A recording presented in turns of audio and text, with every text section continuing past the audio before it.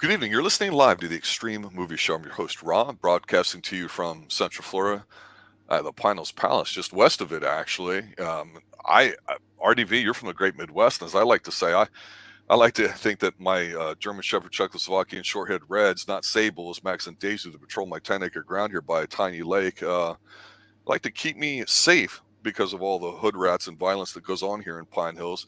That way we can spend a few minutes together, hopefully if our connection holds, and talk about movies. And that's what we do here on the Extreme Movie Show. And what's the connection between this movie that we're going to talk about tonight, Renfield and Pine Hills? Well, I'll tell you what it is.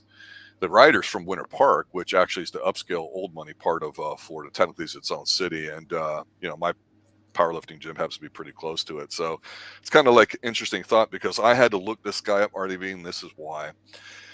I know that you saw it at the theaters and you were tweeting about it. A lot of people were. It seems like this is a movie that a lot of people said they went in and had a lot of fun and watched. And I'm happy for everybody that did, but this is some of the most dreadful 90 minutes I have seen in a very long time. This movie is pretty awful on just about every account I can think of. I'm going to bring up the reasons why. There's a couple things about it that I thought were done well and were effective for what I guess this movie was trying to accomplish, but this is a pretty bad movie, which again doesn't mean you can't like it and have fun and enjoy it, because certainly I like a lot of bad movies myself too. But since you gave it the big 4 stars out of 4 or whatever like that, I'm going to assume you liked it. Is that right? Yeah, I actually really liked it.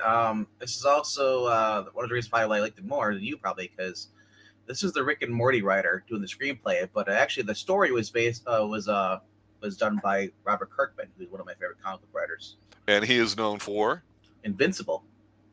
Okay. If you watch that, well, he doesn't do TV. He does the TV is pretty much Amazon Prime picked up his comic book, but he's also as far as also the bigger project that Robert Kirkman wrote and that was adapted to TV was The Walking Dead. I think some people might have heard of that. Yes. Just a few. But overall, the reason I like this more because if you watch the 2013 movie that starred Nicholas Hoult and is the main character, as another ghoulish, monster, that was called Warm Bodies. That was more like a comedy kind of romance thing, like this, kind of zombie thing. This is kind of loosey. I want to say wrote a romance. It's more like a dark humor. And I know you don't really like dark humor. I think you're more like either horror or comedy should not be together. They should be separate. Well, they are separate. We'll talk about that in a moment. Yeah. But yeah, it's supposed to be a cute humor, I guess. Yeah. So this is basically yes. I gotta say though, I do love the scenery in this. That's one of the things I do like about this.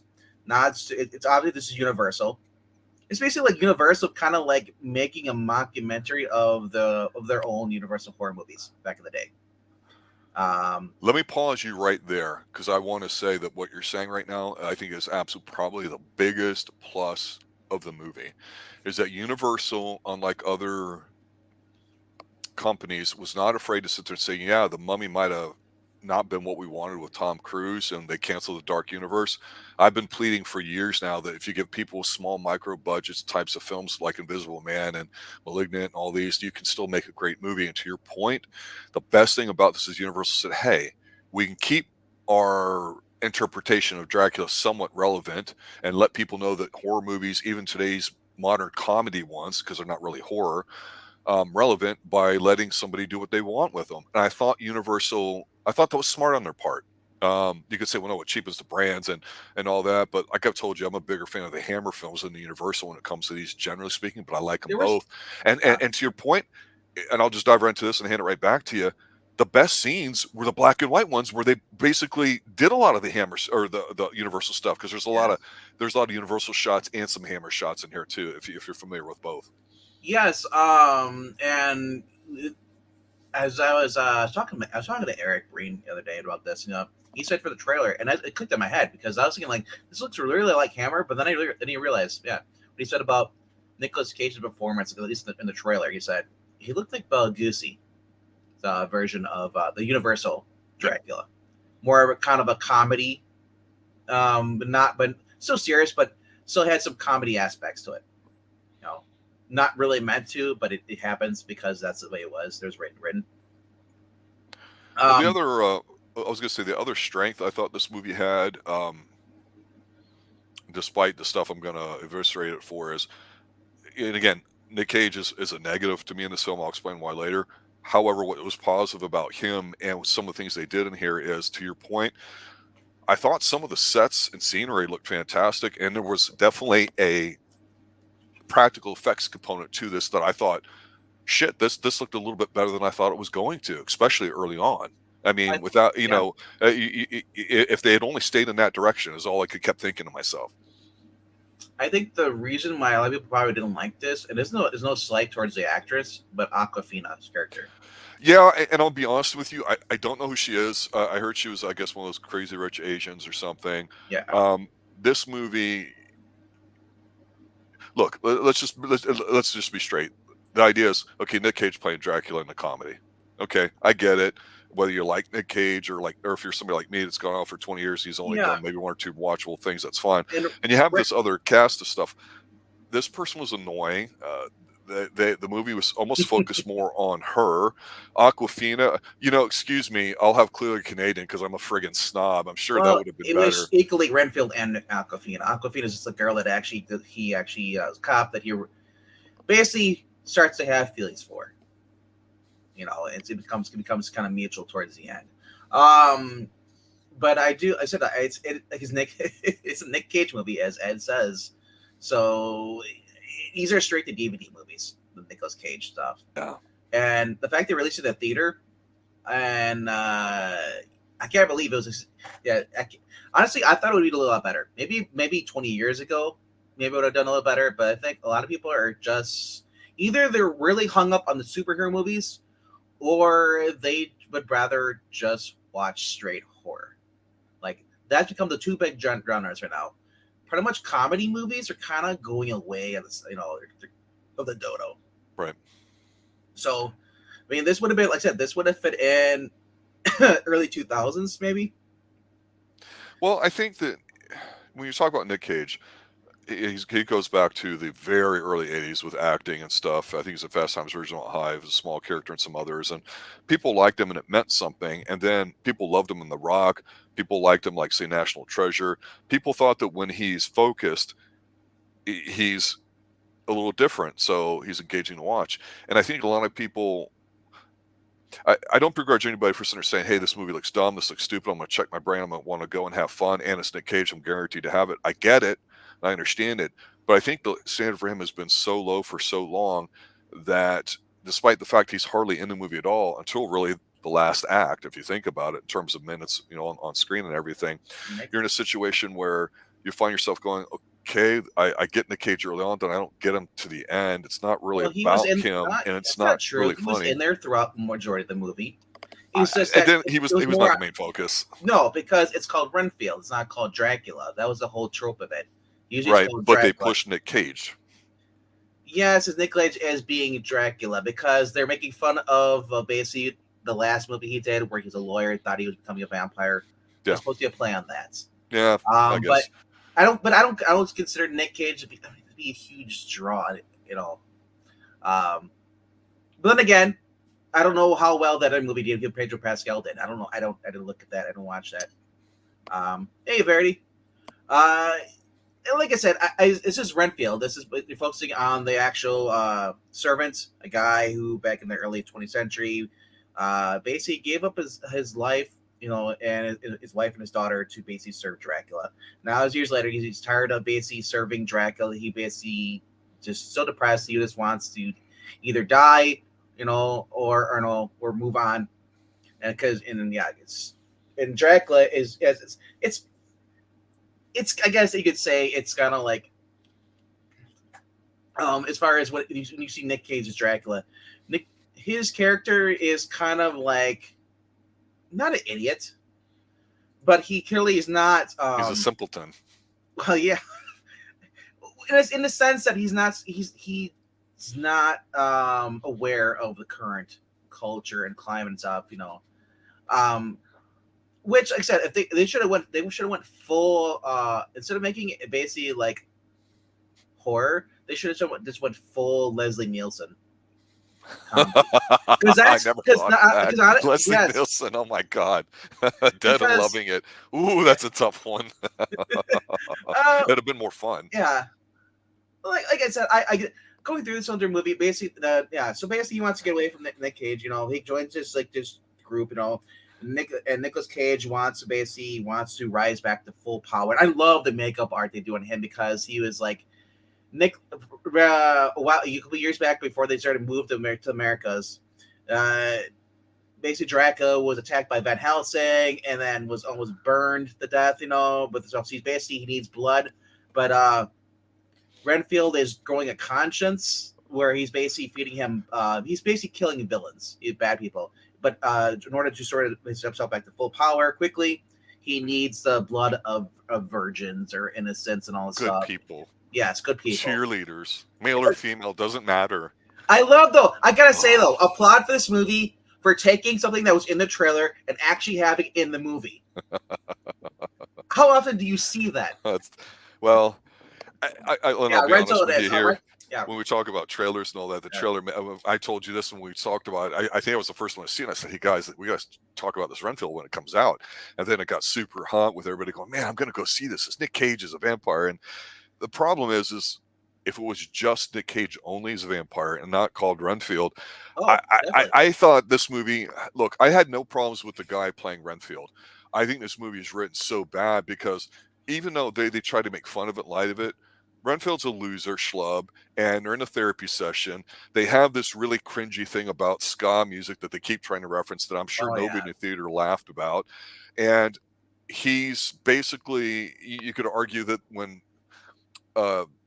Dracula does the big speech later on, so saying everything, you go, well, he's right, and he wasn't manipulating you, and we could get very specific with some of the lines. We don't need to, but again, if your main character, which is Renfield, isn't somebody that you like or hate, and he's just sort of there, it can't be that good, especially if you're relying on going, man, I want to see Nic Cage with those really cool looking teeth and stuff. Because again, as far as the action and the violence, yes, they did it as a splatter fest, which I had no problems with. I could care less for it one way or the other. Didn't really help the movie or hurt it, and I think they had to go over the top with the way they did it. But the thing that made it worse wasn't the violence; it was how horrible I thought the fighting scenes were shot. You can clearly see people missing each other, punching by a good 6 inches, and all that. And yet they had some good tumbling in it, but it's that kind of matrixy, kind of slow mo stuff in some of the scenes and all that. I'm like, don't be an action movie. I like your take about going Leslie Nielsen and being kind of deadpan humor. But it was just the writing was so cringy, listening to everything. And then to your point, when Aquafina, clearly Canadian, comes on, you're like, okay, why am I supposed to like this character? And it's like a subplot. And he spent most of the time, it seemed like, on the mob guys, you know, and how Dracula's going to work with them. And like I said, I love seeing Ben Schwartz in movies. He's awesome. He's the only one that had any juice. Am I right? Yeah, towards the end, you know, guys, it's Dracula. That was kind of funny. it's the real life Dracula. You think it's real? So the way the storytelling is, how they do it, it's supposed to be. Now I was reading up about this. If you've never seen the What We Do in the Shadows, right?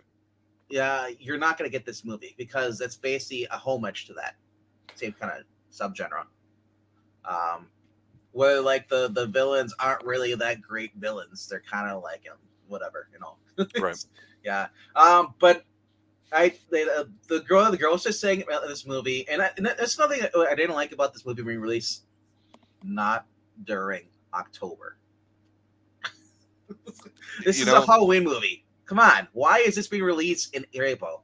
Because it's probably one of the last weekends where it can make some cash before you start getting into the late spring or upcoming summer releases and all that. And frankly, I can talk about an equally bad movie called The Pope's Exorcist, starring my boy Russell Crowe, who I will not lie, I have a man crush with, just like I do other male actors. As bad as that movie is, if you can sit there and I could say, you've got a Vespa driving Russell Crowe wearing his full Pope gear, going one-on-one with exorcising demons, take my money. And the movie's not that good, but the difference is while that movie tried to take the exorcism a bit seriously, Russell Crowe's performance in it is just strong enough where he plays them a bit differently than other exorcism films. So you kind of understand what kind of movie it is and what's going to happen. but you enjoy it because of the vehicle he gives. Nic Cage, to me, he didn't really bring anything different to the role than he normally does, which apparently nobody seems to care about, um, other than he looked great. And so for Renfield, as much as I thought the guy seemed like he did a good job with the role, I thought the way it was written was just awful, because at the end, it doesn't seem like he's really gotten anywhere. And he just says, yeah, I eat bugs. And that's how I get my powers. You understand? In order to get his powers, basically I take the energy from bugs, and I'm able to basically activate It just his wasn't very clever. pheromone. Yeah. And it wasn't cute. And be something if you're going to be that way. To point you Well, I can't don't be want. an I don't action want. movie, I a don't. comedy movie, this movie, that. You can't be 5, 6, 7. I don't want different anything things. to be cute. Dear God. Well, they tried cuting it because they tried to make it very obvious that, Yeah. when it starts off and it's black and white and then it gets gloomy, that when he decides to, empower himself after his affirmations and just Yeah. leave the person so he won't get his full strength. And, he rents his own apartment, and she comes over to see him, and Yeah. she's like, hey, that sweater's different. He's like, yeah, I went to Macy's. And it's like, Yeah. that's supposed to be cute and funny, but it's just not. There's It's in really the nothing to vibe laugh at in it. of it's like I said, this would have been better if you had Tim Burton directing it. Yeah, like Tim Burton, Because either Edward you love or hate him, Scissorhands, but you know yeah. what you're getting, Yeah. and he's consistent with the style. Yes. Overall, yeah, this is a rental movie. I went down to the theaters, but like I said, I did love like the credits were kind of cool. How they did everything and showing different clips and stuff, and just the theme, everything. Overall, yeah, it is pretty much what you'd expect if you watched What We Did in the Shadows. FX kind of like low budget. Even though it's at 68 million which is kind of low though. Would you think for a Well, that means it's supposed to be a major release, and so even though people said that they were liking about it, we know from before talking about with Lord of the Rings and Amazon and other people, especially even Netflix changing where you can't do thumbs down anymore or numbers or whatever, that everybody out there is doing everything they can to suppress any sort of what they would consider anything less than a positive review on it. And yeah. it's infuriating because, again, if you enjoyed this movie and you had fun with it, that's really all that matters. We're just talking about the different aspects and what we thought worked and didn't. But to spend that kind of money on a movie like this, when you can take The Pope's Exorcist and only spend maybe 20 million on it and have somebody like Crow in it, and it'd be a better movie, in my opinion. Well, more Russell Crowe is entertaining. also a bigger draw, and the fact is it's not a comedy. If it had done a comedy, Right. yeah, I think that's really doesn't really sell for these movies is the fact that they're dark. Well, what do you think dark they spent the comedies. money on? Nicolas Cage. Yeah, but I don't think you got that. I mean, no. We also had some other surprise actors appear on here. We had if you watched Expanse, you had Sorrel she's the Iranian actress. I don't, but she was basically the president in the TV show Expanse. She's a 70-year-old Iranian woman, has a really raspy voice. She's been popping up in a lot of stuff. okay. We also had, if you watched Terrifier. Unfortunately, Terrifier or The Bye-Bye Man. Yeah. Jenna Cannell is in there as one of the girls who basically gets interrupted twice by Renfield while she's giving her time to speak at the therapy thing. Like I said, Aquafina, I guess, is like, I don't know what she's supposed to be. She was a singer, I guess. Keep up on YouTube. I don't know, rapper, comedian, whatever. Anyway, I said, like, but my problem was like when I was watching this, I was like, Renfield's kind of a pushover. He's basically, they're trying to really try to sell it like, that this is not your proper Dracula. This is kind of like just like the crappy version, and they kind of sold it. I mean, they should have just said, this is not. Don't take this movie serious. It's supposed to be a comedy, but yeah, some of the jokes did fall flat. But it's, I don't know, man. It's like, I guess would you say this is British humor? No, because British, at least they try to be somewhat intelligent or at least cheeky about it. And to me, this movie, honestly, and again, I hate to say it because it sounds like I'm bagging on stuff that a lot of people are interested in. People that are fans of the Xtreme Movie Show. Well, I'm not the biggest fan of a lot of these comic book movies and all that. And a couple things about them is that, I understand there's a universe and there's world building, but it's like a James Bond film. I want to see a fucking James Bond movie with with maybe some gadgets, but I want a lot of stupid shit. I don't want a lot of Jason Bourne crap and guns. I want spy Yeah, shit. He's a spy they should. character. I shouldn't have to see all the fucking movies before the very last one for it to make goddamn sense. And it's the same thing with Marvel or DC films. I want to see something that I don't have to see the first I one or the second one. And this movie tries to, to me, they made this a Marvel DC film instead of a comedy film. It just comes across that way to me. and Am it I should have wrong been a about comedy. that? They should have went in the same vibes or same tone as Fright Night reboot. I think we'd covered both. We covered the original Fright Nights back in the day here on Yeah. Xtreme Movie Show. I'm sure we'll revisit them again. And we said, hey, the sequel's not bad. They did something a little bit different with it. They actually made it so. more. I like the sequel better than the original for certain parts, as far as the villain goes.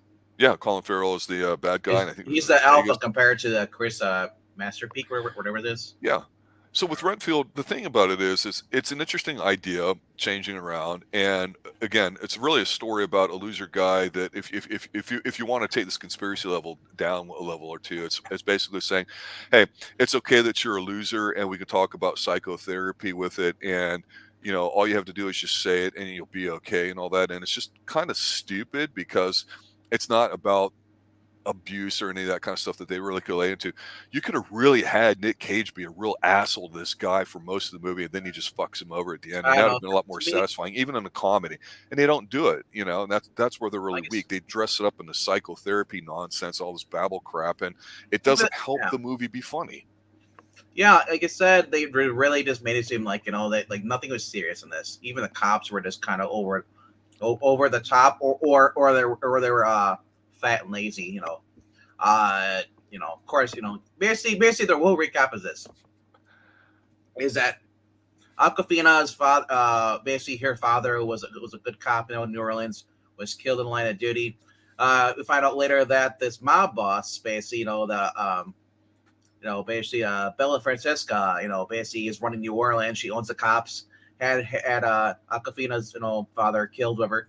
And her sister, who runs an FBI agent, basically during their strange, relationship, because she says, like, dude, you're obsessed with this, you need to calm down, stuff. So we have a revenge story in the mob, and then the mob gets involved, because they're like, oh, well, Dracula. Well, fuck, if Renfield doesn't want to, because they want to know. Renfield was basically going around. He killed a bunch of their guys. And made a fool of the mob boss to the mother, her son Teddy, played by Ben Schwartz, who is phenomenal in this. I love his. He's got some juice. I give you. I do believe he really has the movie. Really, character progression. Really. Renfield, I did like. I like Nicholas Hoult as an actor. I think he did as well as he could with the script. I will agree with you on that, and that's certainly not a knock on him. I think he was the kid in About a Boy from about 20 years ago, which is actually a decent film. And he was also in the X-Men First Class, so he played the guy who eventually becomes Beast, I believe. Okay. Turns into, yeah. And like I said, he's a phenomenal actor. I was wondering what happened to him. I haven't seen him in a while. I would have loved to see a much more serious movie. I want to see more with more in the tone of the original movie. If they actually really tried to make it like the original, like the hell, Edward Van Sloan, Van Helsing and all that crap, because. My gosh, like that would have been, if this would have been made earlier, you could have actually had Chris Christopherson as Van Helsing going against Dracula, because they could really make, if they really wanted to make a serious movie with Nicolas Cage as Dracula. He wasn't that bad. It's just that it was a comedy film, so they kind of like really just made him kind of jokey a little bit. Not as much as you see them, when he's grinning, in some of those older gifs you see of Nicolas Cage, like. This was not crazy Nic Cage. This was more like relaxed, Nicolas Cage, kind of evil, but like, kind of obsessed with basically taking over the world, making everybody he's either their food or their servants, But overall, like I said, get rid of the whole mob shit. And if you want to have the mob shit, like don't do it serious. Don't do it comedy. I felt it was filler because they didn't have enough material to go between Renfield and Dracula, to be honest with you. It felt like they didn't really put the effort into it. I wanted, like, where Predator, and here I say it, I want Predator in a concrete jungle when he's in L.A. I want it to be taken as serious as that, where he's taking there's bodies going missing, and like and this guy's, Nicholas Holt Renfield is like he's going around murdering people and like I'm a good guy, and I'm like just like then here Give comes me a Dracula. Renfield origin story where you see Yeah. him deciding he's going to go after Dracula and this is why or something. I don't know. They could have went. Look, Yeah. I don't know why I still bring this up. I think I'm the only person on the planet that wants to see a Abraham Lincoln Vampire Hunter sequel because I for some reason that movie clicks with me. No, And that's stupid and dumb and literally, shitty, but I love it. They could have done something like that in that time period in Nicholas Holt Renfield, and having it be like like him like how Johnny Depp was in he was Ichabod Crane and Sleepy Hollow. You could do something really along those lines. You don't have to make it, but get rid of the comedy. Yeah, you don't need it. It was comedy, and then they're like, well, let's turn it into it would be really stupid if we did this, and they're like, okay, this sounds great. People are gonna laugh how stupid it is. Yeah, that was their idea for this movie. But overall, though, I did love the nod to the different horror classic stuff. Yeah, obviously the running at the beginning, which I thought was a great scene where there's the big fight and he yanks the curtains down and Cage gets burned and you see him jump and all that and he's just crunchy. First, I thought, well, that looks like Blade back when he did because Blade's a tremendous movie to me. But of course, it's just like the Hammer films with Dracula, where you see Peter Cushing doing that, and then of course that's how they ended as well. So there's definitely, to your point, several nods in here, which again I thought was cute that the people at least kept that somewhat honest. I've said before, like in Stranger Things and all that, you can't just throw a bunch of 80s shit at it and people go, look, 80s, therefore it works, because you don't know and it's not really the same. And that's why we talk about these different movies and decades. It's 80s, but there's no 80s music. Yeah, like, okay, we have people dressed like Madonna, but it was just a little bit different than what we saw in Stranger Things. A little more provocative, let's say. This is the movie you grab off the shelf, straight to DVD movie. The biggest part for me was Awkwafina. So it's like her character didn't fit the movie. An over aggressive traffic cop working for the police, but basically wants to get revenge. She knows the mob, mob bosses, they basically, it's like, this isn't an action revenge movie. What the hell are you doing? This is supposed to be a Dracula dark comedy. Right. And instead it's like Renfield, who basically is like, you know what? I like this girl. I'm gonna stand up. I'm gonna help her out. And then like Dracula's like, what the fuck are you doing, bro? You're supposed to be getting me food. Yeah. Literally. It's just I don't know what I'm watching this film. I want to bring this up though, because I think this is this will be an honest admission or whatever like that. We can talk about, I was rushing late when I saw this or whatever. I saw it today around lunchtime. But before that, I happened to have had a nice brunch and all that. I was sitting down with a cup of coffee and I said, all right, let me get ready to watch this film here and go see it. And I saw a trailer that honestly I about creamed my pants for. I said, God, this is one of the best looking trailers I've seen in a long time. And it happened to be The Last Voyage of the Demeter, or whatever the title is. And it's the horror movie that's supposed to be the story of Dracula when Harker takes him over on the boat and he gets to England. And so that ship that we know, if you've had the old Penguin books or whatever it was, it's where the captain's got the cross on his arms, when it lands and they find it. You see it in the Dan Kerr's version from the 70s that had believe it or not, that guy's name who escapes me as the Dracula version. That trailer looks phenomenal to me, and I almost wish they didn't show as much as they did, because that was to take my money. That's the best looking trailer I've seen in a long time, not just with the effects of the vampire, but just the feeling of it. I went, okay, I don't know what the budget is on this movie, but I'm already going to see it and want to talk about it when it first comes out. And I'm being honest about it because I don't want to say that spoiled this movie for me. But unfortunately, I got exactly what I thought I was going to get. Nic Cage not really trying, not doing very much in here. Really lackluster effort with the writing. Hardly any really cute lines in it, and no reason to really care about it or laugh. I might have went ha at one or two times, but basically, I'm making margaritas. I'm brushing my dogs out or whatever like that while the movie's on. It's that boring to me. So sometimes you have movies on just for that reason, and this is one of those in my opinion. I will not say this is the worst Nicolas Cage movie though. Oh God, no! There's several more much worse than that. There is one that comes to mind that we reviewed on this channel that I didn't know he was even in it. So we started watching it, and that is jujitsu. Jiu-jitsu's bad. Yeah. And Frank Grill's in there too. It's like, Yeah. so you bring up how this movie, yeah, it would have been better with more. I'd say crazy Nic Cage. If he was a murdering psychopath that's going around murdering people, and instead of this being like depending on Renfield's familiar to bring the bodies for him, if he would have went out every night and just started slaughtering bodies, that would have been much more funny to watch, actually, for me. But you said, yeah, it does lack. There needs to be more Nicolas Cage in this, more serious, less comedy, or if you want comedy, saying like, what if he didn't talk at all? That would be funny. You know, would have been better. I want to see Nicolas Cage just draining bodies and looking up. Oh, Renfield, look, your girlfriend tastes delicious. It's like, oh, it's just like something like that, because I like crazy Nic Cage too. I love that. I love what I did. Well, look at the movie Face Off. Even though he was supposed to be playing another guy, playing him, right? It was still great. Snake Eyes. Think too. I mean, so I was going back to a movie like this. I'm like, oh, there was another movie that's kind of like this that would be considered a flop, even though it made more money, and had a smaller budget, and that was Season of the Witch, like 2011. A lot of people did not like this. IMDb has a much lower rating for this than this current movie, Renfield. Huh. And that was him, but he was basically a witch hunter, 13th century.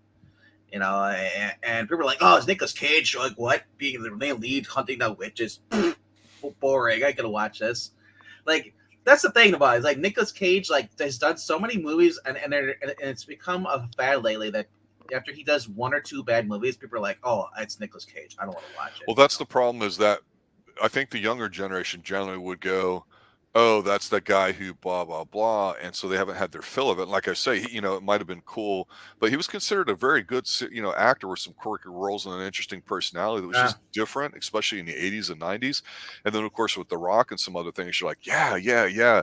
And so to go to a point where whatever his personal life is or his financial issues that make him say, "Hey, I'll just do anything as long as you give me a paycheck." Unfortunately, it seems a little bit tiring and it's not energetic. And his last decent performance to me was Mandy by Panos Cosmatos, like on $1 million budget. That and Beyond the Black Rainbow are very interesting watches.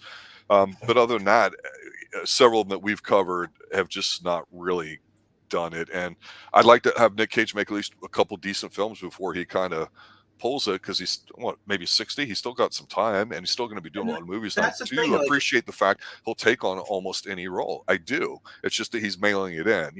I mean, he's honestly, and this is embarrassing to say, but if it wasn't for the fact that he looks still somewhat physically normal because he's a tall dude, it's basically the output is that of Steven Seagal. It's really unwatchable. And that's the thing with these older actors. They look at Liam Neeson, who got into the action roles towards his later years in life. He's now almost 70 years old, if he's not 70 yet. Yeah. He did a movie last year. I forgot what it's called, but he was a former CIA agent or assassin, and he basically was being hunted. He's basically a fugitive. They're trying to kill him off, And I liked that movie. I know me and you had some disagreements on that movie. Right. For me, for the most part, I like the fact that they played to his age. Right. Like he's still having, he has, one of the things he did have anxiety attacks, Right. But other than that, though, we weren't seeing him running. If he ran, he's like, "Oh my God, I'm out of breath. I can't run that much, because he's old." Nicolas Cage, I fear, though, playing any roles outside of supernatural like this, he's just gonna see him like, "Oh man, that guy, that's not believable." Him running around doing chase scenes or being hunted down, like. Everybody wants him to come back and do another National Treasure. If he doesn't have a National Treasure, he's gonna be the guy in the chair. He's not, he's not gonna be running around, being hunted down, trying, avoid stuff. Yeah, it's hard to say. I mean, those in the he's kind of like Tom Hanks roles where the angels and demons and all that stuff were kind of interesting. But yeah, I loved him in National Treasure. It seemed like a natural fit for him with a group of people, and kind of quirky. We talk about that on Tuesdays. We talk about Kiefer Sutherland. Same thing. He's not running around. He's kind of like, just kind of using his wits. Yes. And that's what Nicolas Cage would be sort of doing in Satan. If he does any more action movies like this. But if he does Supernatural, stuff like this where he looks old. He did the crap I know, but but he's supposed to be a supernatural being. We don't have to logically don't have to limit him to basically whatever, you know. I'll close with this. Again, I don't think much of the movie. It's very bad. It's awful. That can have its appeal. So based off what we said, I think you guys have an understanding of what to expect, and I'm sure you did anyway. What we may have described may have just confirmed it one way or the other, and that's okay. That's why we talk about this stuff, especially when we disagree. I think the last vampire movie that was good that you and I talked about was Dracula Untold. That was kind of cool. But for me, you go back a couple years before that, and the original version is excellent. The remake is solid, and that's Let the Right One In. Again, it's a relationship story that happens to deal with vampires, and it's from the kid's point of view.